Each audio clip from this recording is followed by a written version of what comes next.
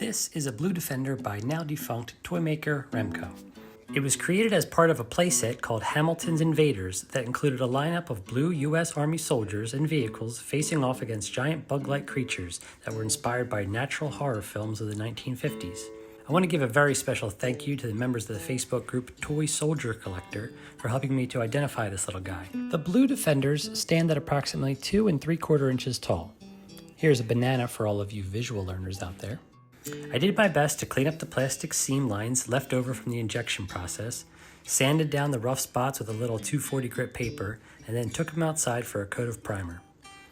After searching for similar figures online, I did discover that his gun is broken off at the tip, but I kind of liked the look of it, so I didn't bother with trying to sculpt a new one. I found the process for painting this guy to be pretty streamlined since I've already got experience with painting Airfix brand American Army men. I have a list of all the tools and paints that I use in this video in the description below.